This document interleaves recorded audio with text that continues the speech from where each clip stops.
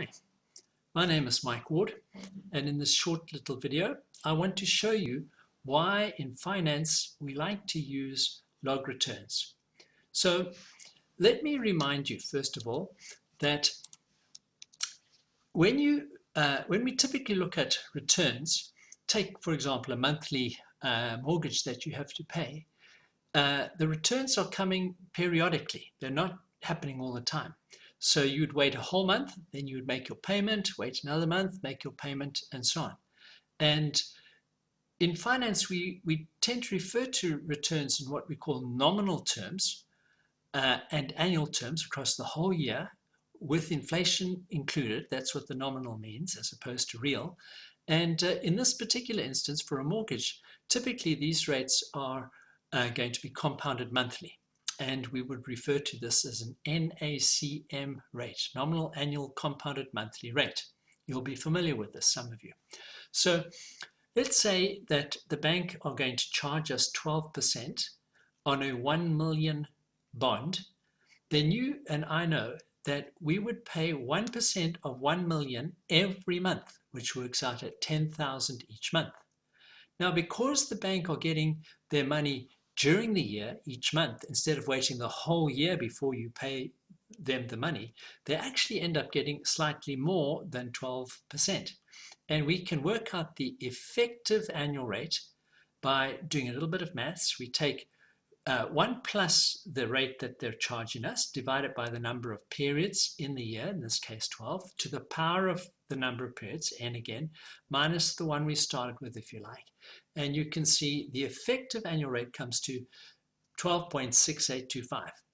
Put differently, if you invested, let's say 1 million into an account which paid interest monthly and you allowed it to stay in the account, by the end of the year, you would have earned slightly more than 12%. You'd have earned 1.1268 something million. So that would be the balance in your account. Now, when we're dealing with share returns, things are a little different.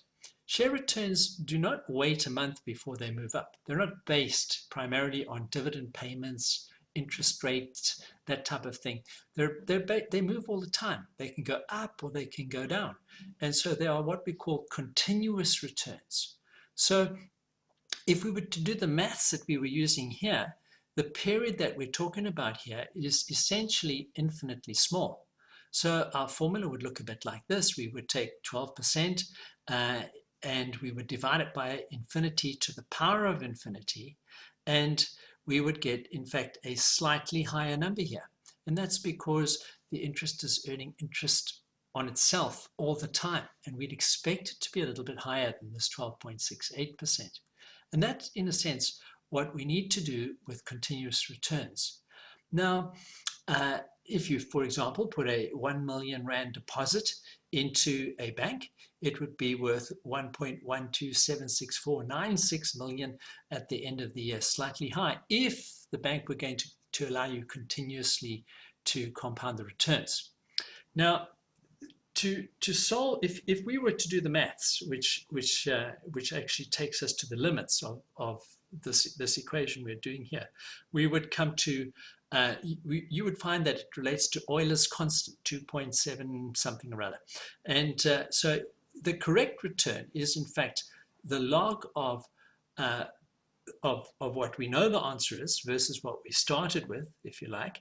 And if you take the natural log of this using Euler's constant, that's where the ln is, what the ln is based on, you get exactly 12%. Now, let me show you what this looks like if we look at an advantage of this in terms of shares in portfolios. Now, here's my little portfolio. I've got 3 shares with different weights, 50%, 20%, and 30%. And if I put in a total, let's say, of 1,000 Rand, and you can see there's the weights coming through here. And these are the prices now of my shares. This one starts at 100, goes up, comes down, and so on. And if I were to work out using the usual way of calculating returns here, the sort of additive way, if you like, the 2-period return here, I'm taking that number and dividing it by that, -1, which is in fact the return I've had on that share, as we would all understand it, I get 15%. Similarly here, I get 25%. And on this one, which has actually lost some money, it's gone from 120 down to 90. I've actually lost 25% of my money. Now, if we were to annualize this, because this is over, let's say, 2 years here, we would do it like this. We take this number, divide by that, and we put it to the power of, because it's 2 years now, 1 divided by 2 years, 2, minus 1. And you'll see it's a little less than what we'd expect half year, because it's got to compound upon itself to get up to 15%. So that all looks correct. Now, if we were to do this by looking at the number of shares, if the share price is 100 and I've got 500 Rand in it, then the share price must be 5 Rand. And so when you're working with portfolios, of course, you're actually buying a number of shares. And so the number of shares stays the same, but as the price changes here, we're going to see the effect of that in value terms over here. And you can see here, again, I'm just working out for each share here, the value using the additive model, what each share has done. And over here, I'm simply looking at what the portfolio has done here. And as we would expect, this portfolio has actually gone from 1,000 up to 1,050, and I've made a 5% return per year on this 5% return on this portfolio. Sorry, not per year, over the period. Now, if you add up returns, so now I'm showing you here the period returns. So here again, let me show you what I'm doing. It's in that year it's grown by 25%, and in the next year it's grown by minus 8%. If you add those returns, you can see you get a very different number to what we know the right answer is, 15% over here. So these returns done this way are not additive. If you look at the portfolio as a whole, take the weights, multiply the weights by the return on each share, you don't get the 5% that we're looking for over here. And so if we do this though with log returns, you can see here that in the first period here, I'm working out the return, not additively, but just by taking the natural log here, I get 22%, and they look similar, but the decimals are a little bit different. If you take, if we were to put this to more decimals, you'd see it's not actually 8%, it's a bit less.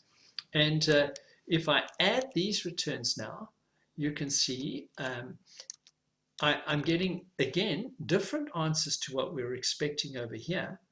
But what I need to do is I need to unlog them, if you like. I need to take the exponent, and that's what I'm doing over here.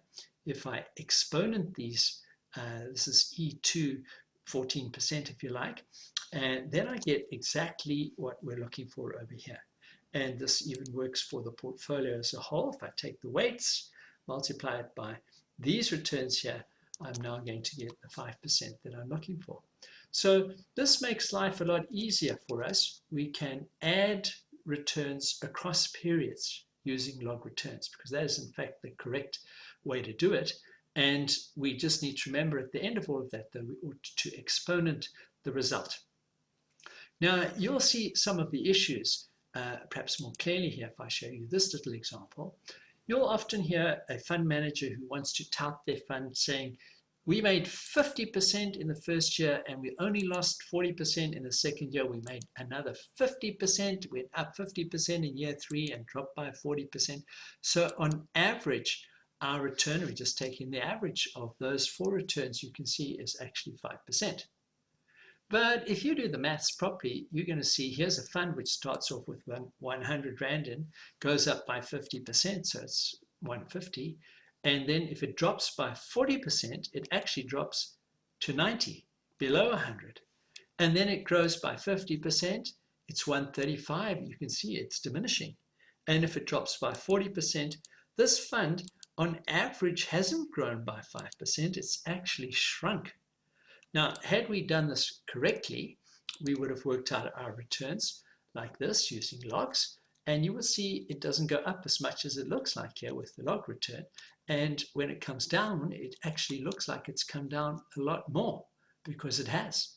And so if we are to look at the returns using logs here, you can see if you average those, you'll see this portfolio has actually dropped by about 5%.